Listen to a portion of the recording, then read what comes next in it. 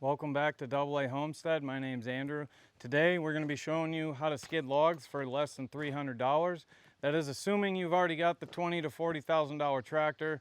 If you don't, then now it's going to be about $20,000 and $300 to skid the same logs, or $30,000, whatever you choose. Either way, let's go ahead and get into what this is. We got the county line boom pole. You can see down here we got our pins on the 3-point arms, and then you shift up and you got your top link that just connects here. You have a bottom and a top hole, and then this whole contraption is called a boom pole. So this hook right here can I think its capacity is 1,000.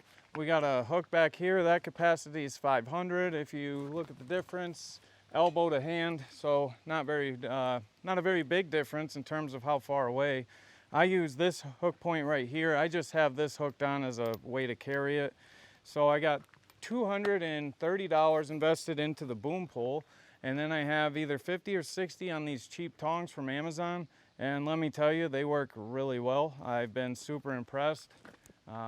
You can get these at like Farm and Fleet, Tractor Supply, etc. I just ended up getting them on Amazon, so pretty decent setup for what it is. We need to get this bucket and put off the tractor, get our pallet forks put on, and then we're going to show you how this thing works down the road at a neighbor's.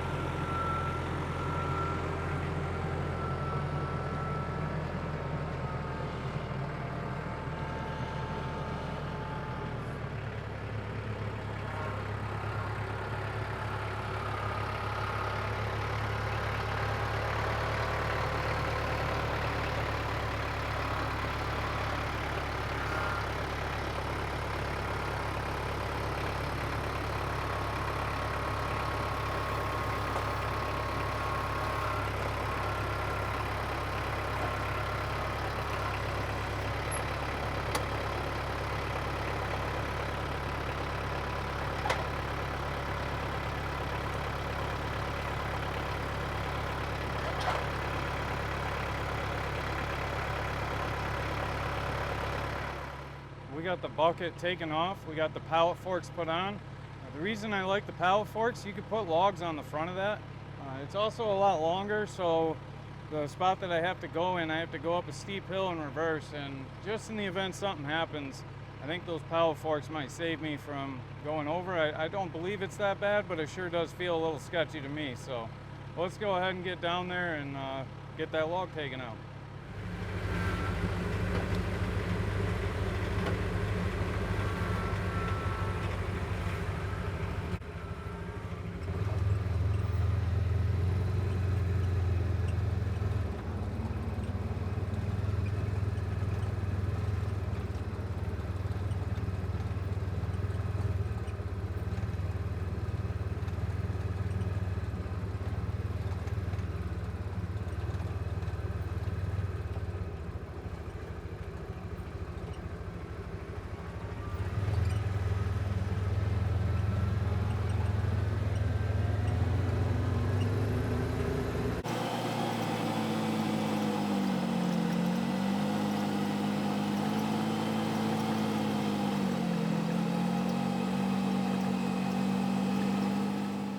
Back down to the neighbors. So as you can kind of see behind me here, it's a little bit of an incline.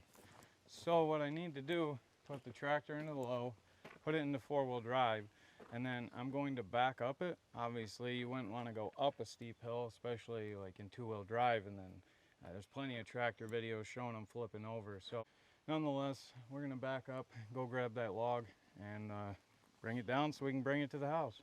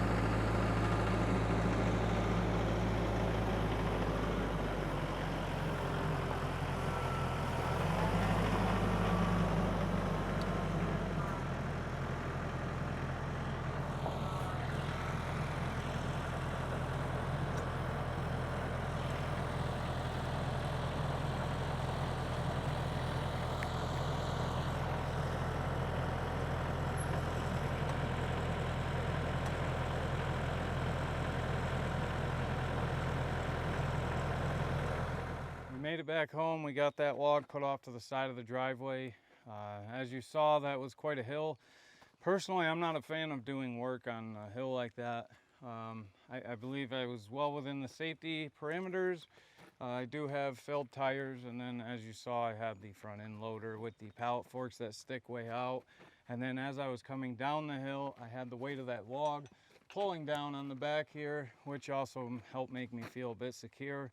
I'm sure some of you probably do work on hills like that all the time, but for me, a little bit nerve-wracking. So now that we're back home, I have a couple logs I got to get out of there. We're going to at least show you getting one of those. Is a little bit more difficult for me to show on camera, or to do it just like I said, the hill, and I couldn't get positioned quite how I wanted to. It's a little easier pulling with the tongs if you're going straight on than it is from the side. So let's go back up over there and pull out a log.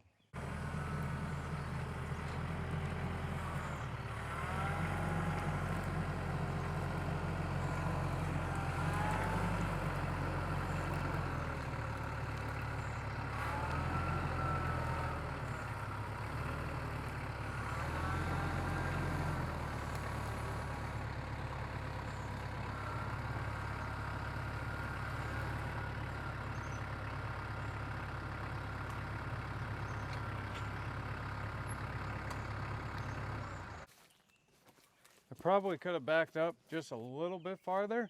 The idea would be to have it straight underneath this so it's easier for me to lift it, but I got a little extra chain. It's not a big deal. So how these work is you got to spread them. So once you spread them, as the weight it picks up on it, the heavier the log, the more these teeth are going to actually dig in. So it's not until, like, nothing makes it stick in there until I pull on it. Once I pull, then it just digs in, and then that's why it's better to have it straight up and down. Now, of course, it works any which way, but that's why I had a little bit of trouble on the hill. I was trying to do it sideways, and I didn't have that ability to go straight up and down and then have both teeth bite at the same time. So I do need to get myself a little bit extra chain here, which not a big deal. Pull it off of there. Once I get it pretty straight, go ahead and find that link that I need to go into. Probably do that. And then take the excess. I've just been throwing it over the bar. And we can rehook this if we'd like. That might keep it out of the way a little bit. And once I got it set in place, then it's just all about getting the tractor started, getting the 3-point lifted up. If you noticed in the video, I was using this lever. I don't know if that's specific to TYM, but on the TYM tractor, it allows us to lower and lift the 3-point if the tractor is running from back here. Some of you might be concerned about the safety part when I was lifting it while it's running. Rest assured, I only did it just enough to get the tongs to bite. So, you know, good thing OSHA's not around, so that's okay. It worked out, and everybody was safe.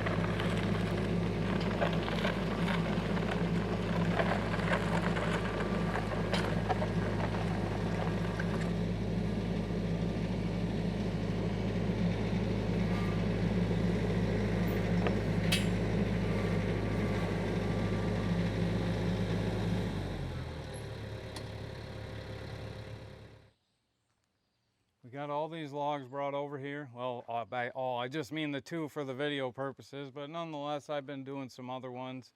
I do have to go back down to the neighbors. I need to take a rake. I don't know if you saw, but I did have a little bit of a drag mark in his driveway. He probably wouldn't complain, but for me, it's somebody else's stuff, so I'm not okay with it. I'm okay if I leave a drag mark down my driveway, but that's you. I'm the one paying for it. So I do got to go do that.